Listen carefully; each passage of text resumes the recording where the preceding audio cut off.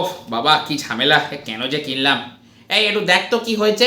ওই যখনই আমি ফোনে থাকি না, হঠাৎ করে ফোনটা স্পিকারে চলে যায়, একটু দেখে দে না। কই দেখি, জল ঢুকলো নাকি?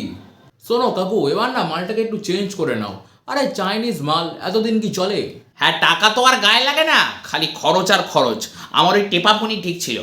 এই শোনো, আজকে না একদম রান্না বান্না করতে ভালো লাগছে না। ওই ফ্রিজে একটু আলু পটলের তরকারি রাখা আছে, ওটা গরম করে দেবো, তোমরা খেলে খাবে। না হলে আজকে একটু বাইরে থেকে খাবার নিয়ে আসো, যাও।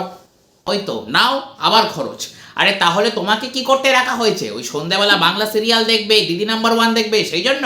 এই যে পোষালে খাবে, না হলে জল বিস্কুট খেয়ে ঘুমিয়ে পড়বে। আমি যাই, আমার বাদ বাকি আরো অনেক কাজ আছে। অফ, আবার ফোন। এই মিসেস পারমিতা, কেউ নেই তো?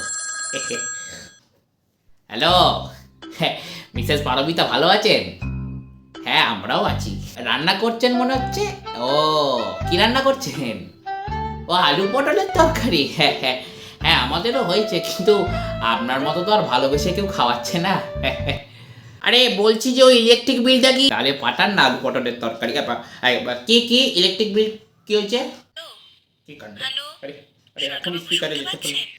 আচ্ছা, আপনি রাগ আরে করবেন বন্ধ না, আমি হয় না। আপনার জন্য আলু পটলের তরকারি আপনি পাঠিয়ে রাখুন, দিচ্ছি। আমি পরে আপনি কথা ঠিক করে বলছি। খাবেন কি আমাকে জানাবেন, ঠিক আছে? এখন কাটলো। ওই একটু ফোন করেছিল অনেকদিন পরে। কার মেরেছে? ঠিকই আছে, আলু পটলের লোভ করতে করতে এখন নিজেরই আলুর সংকট হয়ে গেছে। বুঝেছি। এই জন্য আমার বানানো আলু পটলের তরকারি তোমার ভালো লাগছে না। আজকে তোমার একদিন কি আমার একদিন।